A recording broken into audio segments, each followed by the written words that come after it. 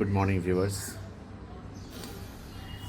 You see the spotted banana, ripened and very ripened spotted banana, and very common in Bangladesh, where the farmers don't take care of insect bite, especially the beetle. আমাদের দেশে যেখানে betel এক ধরনের খুব ছোট একটা এক ধরনের পোকা হয়ে থাকে গাছে, যখন কচি কলা বেরোতে থাকে তখন এগুলো যদি কলাতে যদি তারা কামড়ে দেয় বা তাদের প্রোবোসিসটা যদি ঢুকিয়ে দেয়, তাহলে এই ধরনের স্পটেড কলা হয়। এতে কলার কিন্তু কোনো মান কমে না, কিন্তু এর বাজার দরটা কমে যায়। মানুষ দেখতে একটু খারাপ লাগে, তাই বলে দামটা কমে যায়। আমি যে জিনিসটার জন্যে এই ভিডিওটা করছি সেটা হচ্ছে,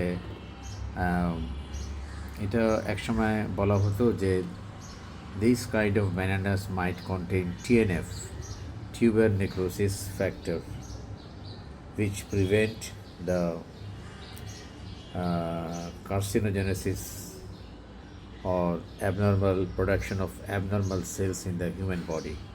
একসময় মনে করা হতো, জাপানিজরা 2009 সালে একটা তারা গবেষণার ফলাফল দিয়েছিলেন যে পাকা কলা খেলে এটা মানুষের লাইফস্টাইল সুন্দর করে তোলে এবং বিভিন্ন ডিজিজকে তারা প্রতিরোধ করতে পারে, এবং কার্সিনোজেনেসিসটাও তারা প্রতিরোধ করতে পারে।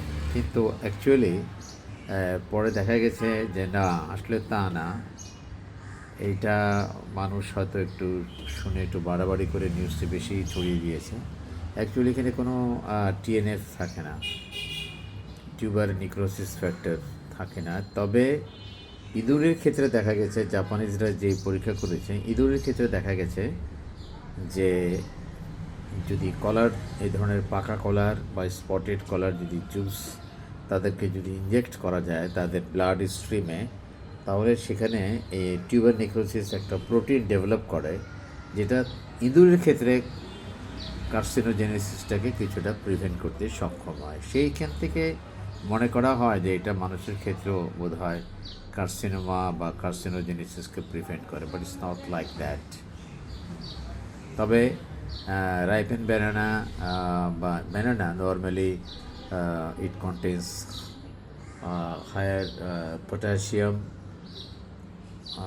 তো এটা হাই পটাশিয়াম বলে এটা মানুষের শরীরের জন্যে তার স্ট্রেংথ, তার এনার্জেটিক ইয়ে কাজ করবে। যদি if you don't have the diabetes, you can take 2 banana easily per day. এটা বডিতে ইলেকট্রোলাইট কন্ট্রোল করে। So it's better to have 2 bananas per day if you don't have the insulin dependent diabetic. So this is all about from this video, which I want to conclude with one sentence, that the ripened or the spotted banana does not contain TNF, tuber necrosis factor. Might have some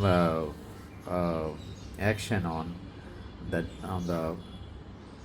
development of antibody or something like this it develop your body physiology, lot of things, but never carcinogenesis.